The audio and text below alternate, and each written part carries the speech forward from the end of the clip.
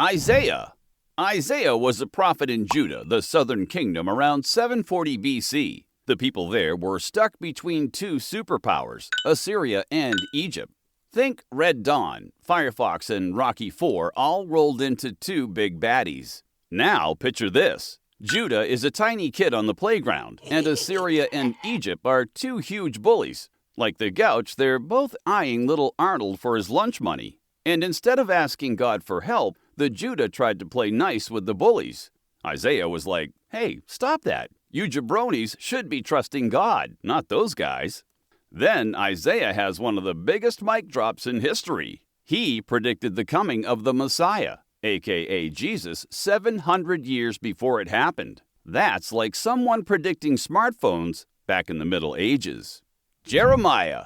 Now our guy Jeremiah had it rough. He started warning people around 626 BC, saying, "Guys, we've really got to stop sinning, or this isn't going to end well."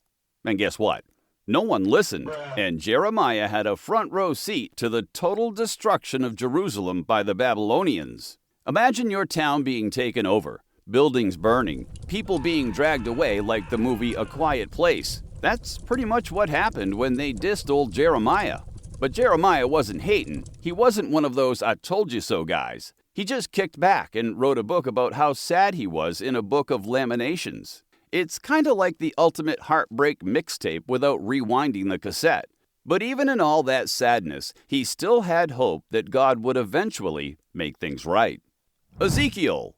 Ezekiel was a priest turned prophet living in Babylon after being captured. Imagine getting dragged away from your home, and instead of sitting around and feeling sorry for himself, Ezekiel becomes the pep talk guy for the exiled Jews. And let me tell you, his visions were intense. One time, he saw dry bones in a valley come back to life. Think Walking Dead, but way less scary and more hopeful.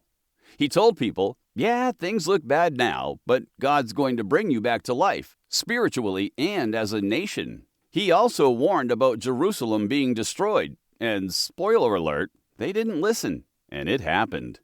Daniel.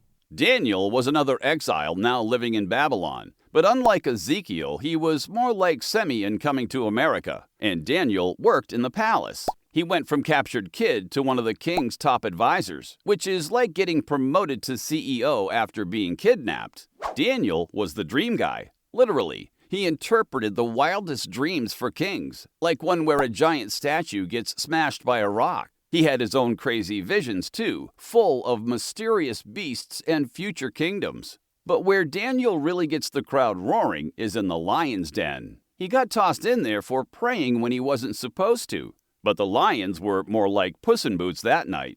God saved him, and he became a hero. Hosea. Hosea had one of the most unusual marriages in the Bible.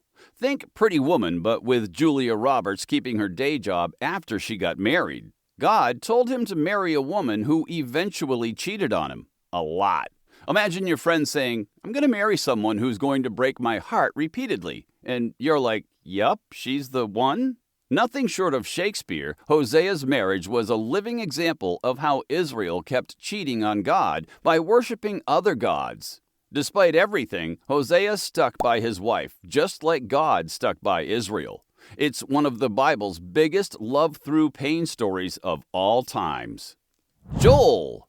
For some reason, Joel's big thing was locusts. Yeah, swarms of bugs. I know, it got me too, but somehow Joel made it work. Imagine you wake up one morning and your garden is being eaten alive by a giant cloud of insects. As scary as that would be, it really happened. Joel used that picture to warn the people of Israel, saying, "If you think these locusts are bad, wait till you see what's coming if you don't turn back to God." And as you probably guessed, the people didn't listen, and the locust invasion was just a taste of the disaster coming with the Babylonians. Joel was the original scared straight guy before boarding schools were a thing. Amos. Amos, no, not the famous cookie guy. We're talking about the Old Testament prophet who was not impressed by the flashy lights of the paparazzi. Amos didn't care how fancy and rich Israel had become. Sure, they had money and cool stuff back in his day, but they'd completely forgotten about the poor and justice. Amos was all like, "You guys are all about your mansions and your camel rides, but what about the people who are struggling?" Amos warned that ignoring injustice would bring disaster, and he was right. Israel ended up conquered by Assyria. Amos was all about equity and was woke way before his time. Obadiah. Obadiah's story kicks off after Jerusalem got wrecked by the Babylonians. You'd think they would learn sooner or later. But now the gang was in for even more trouble, because there was this group called the Edomites, basically Israel's not-so-friendly neighbors. And instead of helping out, they joined in the destruction. But our boy Obadiah was not having it. He called them out, like, "Really, Edomites? Really? Oh, you're just going to kick us when we're down? All right, bet. I got something for you." And he warned them that their time was coming too. But here's the good news. Obadiah wasn't just trying to be hard in the yard. He had a gentle side and reminded the Israelites that even though things looked really bad, God hadn't forgotten them. So yeah, things were rough, but hope was still on the horizon. Jonah! Okay, you've probably heard about Jonah, the guy who got swallowed by a giant fish, but let me break it down real quick. God told Jonah to go to Nineveh, think of it as the most hated city in his world, to warn the people there, the Assyrians, to stop being so evil. But Jonah wasn't feeling it and said, "No thanks," and tried to bounce. Jonah wasn't hating, though. Jonah actually wanted to see the Assyrians destroyed. So Jonah literally hopped on a boat and was about to be about that cruise life, hoping to dodge the whole thing. Spoiler alert, you cannot run from God. After a little detour involving being in a giant fish belly for 3 days, which is about as close to a timeout as you can get, Jonah finally came to his senses and agreed to go to Nineveh and tell them to repent. And wouldn't you know it? Just as Jonah feared, the people actually listened and changed their ways. Jonah wasn't thrilled. He was looking forward to a bully beatdown. But hey, mission accomplished. Micah. Micah was the tough love prophet. He showed up around 750 BC and had a message for everyone, both Jerusalem and Samaria. His message? Judgment is coming, fools. And Micah wasn't playing around. The people had been unfaithful to God. So Micah was like, all right, that's how y'all want to be. That's why the enemy armies are going to come knocking. But even though things looked bad, Micah didn't leave them in total doom and gloom. He still had that tough love side of him and also talked about hope and restoration, saying like, yeah, you're in big trouble now, but God's going to fix things later on. Kind of like a parent grounding you, but then taking you out for ice cream afterward. Nahum. Remember Nineveh, the place where your boy Jonah went to? Well, fast forward about 150 years and they're back to being about that best life. Enter your boy Nahum.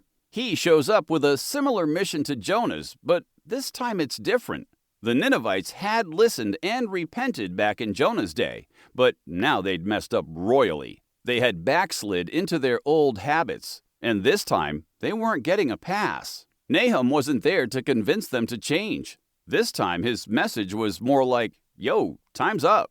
God's judgment is coming.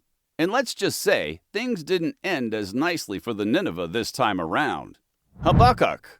Habakkuk had a lot of questions for God. He looked around and saw all these bad people doing well, and he was like, God, what's the dealio? Why are they out here winning and living their best life? God told him, no worries, say less, son, I'm going to handle it. To keep it 100, Habakkuk wasn't thrilled about the answer, but he ended up trusting that God's justice would come, even if it took time. His story is like when you're mad that the school bully keeps getting away with stuff, but the teacher promises they'll handle it, just not in the way or time you expect. Zephaniah.